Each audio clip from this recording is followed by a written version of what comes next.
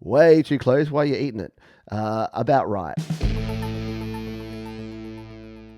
How far and close should I be on a mic? What a great question. Probably further away than you think you should be is the answer to that, because a lot of people, here's the problem, a lot of sort of folks see pictures of people. In fact, let's try an experiment here. Let's take a look at what images of women sing on microphone. Too close? Much too close. Better. Quite good. Way too close up on a condenser like that. Too close. Yeah, not bad. Way too close. Why are you eating it? About right.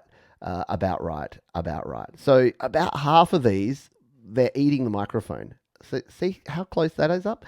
And look, it depends on the type of microphone. So a microphone designed to be a handheld microphone, a cardioid microphone that has a unidirectional polar pattern, is going to be a lot better. So I'm a lot closer on this mic than I would be if it was more of a large diaphragm side address microphone. With those, you probably want to be a good 20 centimeters to 30 centimeters away, about the length of a standard ruler, away from the actual microphone.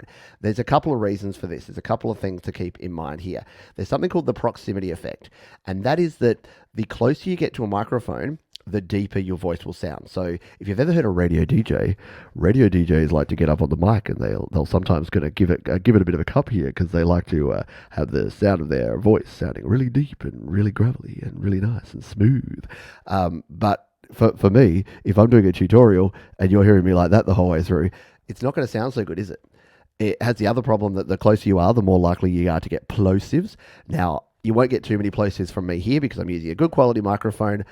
It already has under here. Even if I don't use this, there is some foam, and most microphones that have this kind of capsule, which is a handheld capsule, they will have foam underneath there. In fact, let's give you a demonstration. Don't try this at home, because you don't want to generally unscrew your microphones unless you absolutely have to. So trust me, I'm a guy on a YouTube channel, so I can do this. But if we unscrew the microphone and carefully take that off, you can't really see this, but I can feel it. And if I get the light just right, can you see in there? Not quite. But there is, if I touch in there, there is some foam about the same thickness as this. There's some foam inside that. So the same on the Shure SM58. So this is why you'd buy a Shure SM58 instead of an SM57. And the same thing on this microphone. There is some foam, but you can hear that it definitely is a lot sort of harsher kind of tone, and you're definitely getting a lot more of those plosives. So the closer you get, you are going to get plosives, and you're going to get that proximity effect for that low down Barry White experience. Most people get too close to their microphone, and most people also talk into their microphone. They treat the microphone as if you won't hear me unless I'm talking straight into the front of you. Whereas what you'll find, and what a lot of folks do, is this microphone, I'm talking across the top of the microphone. And if you're getting a lot of mouth noise, if you're getting a lot of pops and clicks and other things, it's probably because you're singing into your microphone, and you should be singing across your microphone. Because the microphone has a cardioid polar pattern. It's going to pick you up. You don't have to be directly in front of it. You can be sort of slightly off to the side. And that's where, when you're seeing folks that are presenting, like this lady here, she's doing a pretty good job because she's got the microphone like that. So she's not talking directly into it. Whereas if you were going more like that for singing, that's going to pick up a lot more of those plosives. So if she was talking to the audience, yeah, she'd probably do it right down like that. And then when you're belting it out, you can do that. But again, you'll notice that she's not singing directly into the microphone. The microphone is just off to the side of where her mouth is. The other thing is, if you're using a condenser microphone, pop filters can be great because they can help make sure you determine the distance. So let's see if we can add to this pop filter. Because if you're finding you're getting too close to your microphone, see how you got something like this.